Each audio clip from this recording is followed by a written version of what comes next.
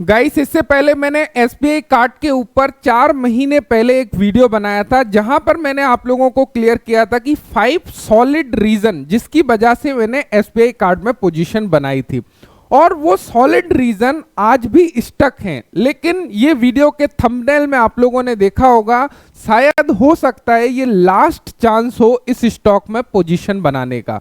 आखिर मैं ऐसा क्यों बोल रहा हूं? क्योंकि सॉलिड रीजन तो वो रीजन सेम है ही, लेकिन कोई भी स्टॉक को यदि ऊपर निकलना है तो वो सिंपल तरीके से ऊपर बिल्कुल नहीं जाता है। वहां पे डेफिनेटली जो वीक इन्वेस्टर है उसको डराया जाता है, धमकाया जाता है, निकाला जाता है। जब छोटे हाथों से बड़े हाथों में स्टॉक जाता है वो अपनी पोजीशंस को बनाता है, देन ऑपरेटर स्टॉक को ऊपर लेके जाता है। तो ये सारी कहानी इस स्टॉक में हो चुकी है और ये कंप्लीटली चीजों को हम चार्ट के ऊपर समझ रहे होंगे जहां पर चीजें आपकी क्लियर होंगी। लेकिन उससे पहले मैं अगेन आपको कुछ रीजन बता देता हूं जो मैंने पिछली वीडियो में क्लियर करे थे, जिससे कि आप उनसे कोरिलेट कर पाओ और चीजों को समझ पाओ। सबसे पहला चीज, आप सभी लोगों को पता है हम किसी भी स्टॉक में इन्वेस्ट करते हैं तो हम उसके बिजनेस को समझते हैं।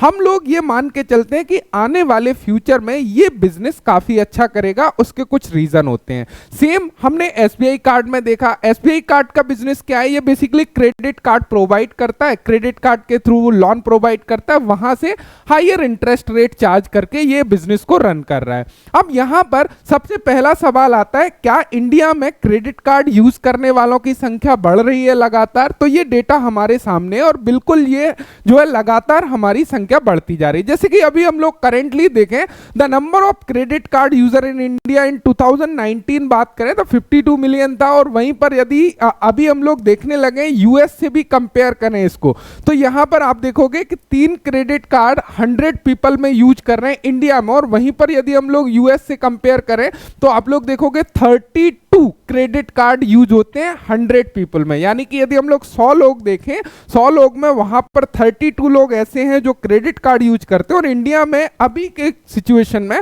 फिलहाल यदि 100 लोगों को देखा जाए तो ओनली 3 लोगों के पास क्रेडिट कार्ड है। ये लगातार क्रेडिट कार्ड यूज करने वालों की संख्या बढ़ती जा रही है, ये हम लोगों को क्लियरली नजर आ रहा है।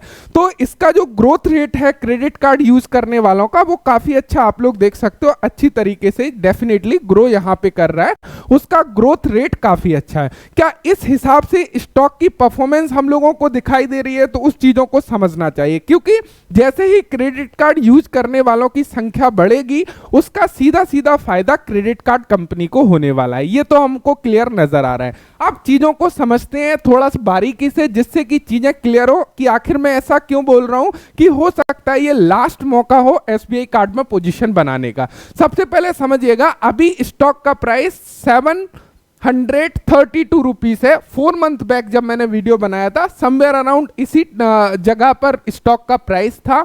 देन इससे पहले स्टॉक नीचे जा चुका है, अगेन अपनी पोजीशन पर आया हुआ है। अब चीजें को समझते हैं कि इन 4 मंथ के दौरान स्टॉक ने बेसिकली किया क्या। उससे पहले थोड़ा सा चीजों को समझ लेते हैं। यदि मार्केट कैपिटलाइजेशन की बात करें 69,000 करोड़ के आसपास है।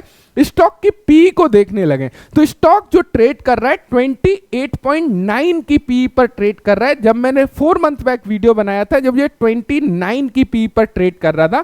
अब यहां पर यदि हम लोग पी रेशो को देखने लगे तो यहां पर 5 ईयर का यदि इसी स्टॉक के मीडियम पी को हम देखें तो 49 का मीडियम पी है, और अभी ये करंट में कहां पर ट्रेड कर रहा है 28.9 के पी पर ट्रेड कर रहा है। यानी कि आप समझ सकते हो पी रेशो के अकॉर्डिंग भी हम लोग देखने लगे तो कहां 49 और कहां 29, काफी गैप हम लोगों को नजर आता है। तो वैल्यूएशन वाइज भी यदि हम लोग देखें तो यहां पर कहीं ना कहीं अंडर वैल्यू नजर आ रहा है। अब यहां पर थोड़ा सा हम लोग इसका देख लेते हैं कि भैया बिजनेस में कोई दिक्कत तो नहीं है क्या, इसका रेवेन्यू वगैरह सेल्स वगैरह बढ़ रहे हैं या नहीं बढ़ रहे हैं। तो यहां पर यदि देखोगे मार्च 2021 में यहां पर यदि क्वार्टरली हम लोग देखने लगे तो यहां पर आप लोग देखोगे रेवेन्यू लगातार इनके बढ़ते जा रहे हैं। यहां पर देखोगे मार्च 2024 में 4,348 करोड़ के इन्होंने सेल्स की रेवेन्यू की। नेट प्रॉफिट की बात करें, नेट प्रॉफिट भी हम लोगों को लगातार बढ़ता जा रहा है। यानी कि अभी इस क्वार्टर का हम लोग देखने लगे हाईएस्ट एवर नेट प्रॉफिट नजर आ रहा है बाकी के क्वार्टर से। यदि हम लोग ईयरली भी यहां पर देखें 2013 में जो कंपनी 1,000 करोड़ की सेल करती थी, आज की डेट में वो 16,900 186 करोड़ की सेल कर रही है पिछले लास्ट क्वार्टरों में। तो यहां पर आप लोग देख सकते हो कि ग्रोथ किस प्रकार हम लोगों को डेफिनेटली नजर आ रही है। वहीं पर यदि नेट प्रॉफिट देखने लगे 2013 में जिसने 136 करोड़ का नेट प्रॉफिट पोस्ट किया था, लगातार कंसिस्टेंटली ग्रोथ हो रही है। और इस साल यदि आप लोग देखोगे 2408 करोड़ का नेट प्रॉफिट पोस्ट किया है, यानी कि लगातार हर जगह ग्रोथ नजर आ रही है। लेकिन यदि हम लोग स्टॉक के प्राइस की बात करने लगे तो यहां पर स्टॉक का प्राइस हमारा काफी डाउन नजर आ रहा है। यदि हम लोग इसको ऑल टाइम हाई से देखने लगे कि एक्चुअल में ये ऑल टाइम हाई से कितना डाउन है, तो यहां पर हम लोग थोड़ा सा देख लेते हैं कि ये ऑल टाइम हाई से अभी कितना डाउन है, जबकि हमारा highest ever net profit post कर रहा है। फ्यूचर में हम लोगों को ग्रोथ नजर आ रही है, लेकिन स्टॉक प्राइस क्यों परफॉर्म नहीं कर रहा है, उन चीजों को समझने का थोड़ा सा ट्राई करते हैं। यदि हम लोग इसके ऑल टाइम हाई को देखने लगे तो इसका ऑल टाइम हाई जो था वह 1165 रुपए के आसपास था। यदि यहां से हम लोग देखने लगे कि ये कितना प्रतिशत डाउन है, तो यहां पर हम लोग यहां से देखते हैं कि अभी यदि हम लोग करंट मार्केट प्राइस को कंसीडर करें तो करंट मार्केट प्राइस जो आज की डेट में है वह 728 रुपीस के आसपास है। तो यहां पर आप लोग देखोगे 37% डाउन है। अब यहां पर एक चीज समझिएगा, आप 37% डाउन का मतलब समझ रहे हो कि यदि ये स्टॉक अगेन अपने ऑल टाइम हाई पर जाता है तो यहां से जो हमारा रिटर्न बनता है वो रिटर्न कितना बनता है, यहां से भी यदि ये अगेन अपने ऑल टाइम हाई पर जाता है तो लगभग 60% का रिटर्न हम लोगों को यहां से देते हुए दिखाई देगा। और ये केवल ऑल टाइम हाई का स्टॉक नहीं है, इस स्टॉक में जो पोटेंशियल है वो काफी ज्यादा नजर आती है, जैसा कि हम लोगों ने रीजन समझा। अब थोड़ा सा चीजों को समझते हैं कि आखिर मैं ऐसा क्यों बोल रहा हूं कि ये लास्ट अपॉर्चुनिटी या लास्ट मौका हो सकता है, उसको समझने का ट्राई करते हैं। सबसे पहले चार्ट को थोड़ा सा समझते हैं जिससे कि कंप्लीट चीजें आपकी समझ में आए। यहां पर मैं डेली टाइम फ्रेम लगाता हूं जिससे कि बेहतर क्लियरिटी आप लोगों को हो। यहां पर मैंने आप लोगों को क्या बताया था कि स्टॉक एक रेंज में बेसिकली उस टाइम ट्रेड कर रहा था, लेकिन यहां पर आप लोग क्या देख पा रहे हो, यहां पर एक बहुत अच्छी चीजें आप लोगों को नजर आएंगी। यहां पर आप लोग क्या देखोगे, यहां पर स्टॉक ने एक ट्रेंड लाइन के सपोर्ट में यहां पर नीचे डाउन ट्रेंड चल रहा था। यहां पर सिंपल मैंने आपको, यहां पर आप लोग देखोगे क्या हुआ, चीजों को समझिएगा। देखिए क्लियरली चीजें विजिबल होती हैं चार्ट के ऊपर कि चार्ट के ऊपर क्या खेल चल रहा है, ऑपरेटर बेसिकली क्या खेला खेलना चाह रहा है, वो चीजें हमको चार्ट जो है क्लियरली बताता है। सभी लोगों को यहां पे दिखाई दे रहा है कि भैया स्टॉक प्राइस इस ट्रेंड लाइन के सहारे डाउन ट्रेंड में चल रहा है। और यहां पर क्या होता है, यहां पर स्टॉक ने इस ट्रेंड लाइन को एक अच्छे खासे स्ट्रेंथ के साथ में ब्रेक किया। यहां पर सभी लोगों को क्या लगेगा कि स्टॉक डेफिनेटली यहां से ऊपर निकल जाएगा। यहां पर काफी टाइम कंसोलिडेट किया कि भाई आइए बैठिए बिराजिए, अब मैं ऊपर निकलने वाला हूं। मैंने क्लियरली दिखा दिया है कि ट्रेंड लाइन ब्रेक हो चुकी है, काफी टाइम से स्टॉक नीचे है, काफी लोग चर्चा भी कर रहे हैं वीडियोस के माध्यम से। अब यहां पर कहीं ना कहीं पोजीशंस बना लेनी चाहिए, मैक्सिमम लोगों ने पोजीशन डेफिनेटली बनाई भी होगी।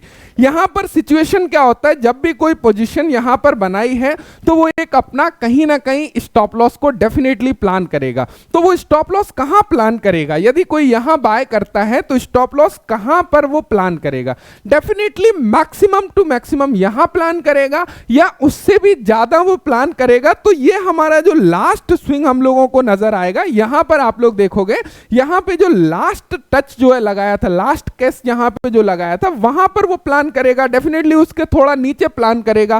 तो अब ऑपरेटर का गेम को समझिएगा, यहां पे डेफिनेटली काफी टाइम स्पेंड करने के बाद में ऑपरेटर एक बड़ा सा कैंडल बनाता है और ये कैंडल का केवल और केवल क्या रीजन है, स्टॉप लॉस हंटिंग का रीजन है और कोई रीजन नहीं है।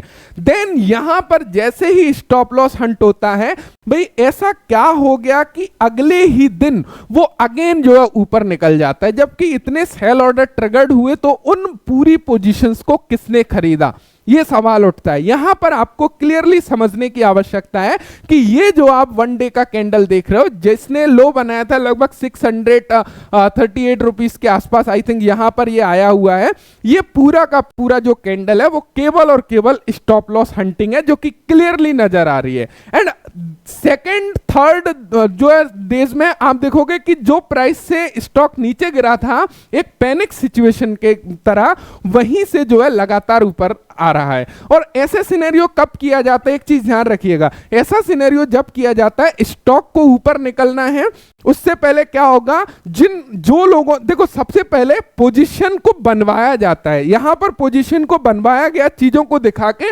उसके बाद में उसको रेड में ले आया जाता है। क्योंकि जब भी कोई रिटेल इन्वेस्टर है उसका पोर्टफोलियो यदि रेड में है तो डेफिनेटली वहां पे वो पैनिक सिचुएशन क्रिएट करेगा। यदि वो लगातार उसका रेड होता जाएगा और वो कहीं ना कहीं डिसीजन बनाने का ट्राई करेगा, और डिसीजन बनाने के लिए वो कहीं ना कहीं टेक्निकल को फॉलो करेगा, वो देखेगा कि यदि भाई इस स्विंग के नीचे निकलता मैं अपनी पोजीशन को एग्जिट कर दूंगा, राइट, और वहीं पर दूसरा खरीदने के लिए तैयार बैठा हुआ है। तो यहां पर आप लोग क्या देख पा रहे हो, यहां पर पोजीशन को बनवाया गया, यहां पर धीरे धीरे रेड में आपके पोर्टफोलियो को लाया गया, देन यहां पर क्या होता है, जब एक चरम सीमा आ जाती है वहां पर डेफिनेटली एक तेज पैनिक क्रिएट किया जाता है, और यह पैनिक क्रिएट किया गया। देन अभी आप लोग देखोगे स्टॉक अपने उस प्राइस पर आ चुका है जहां पर ब्रेकआउट हुआ था।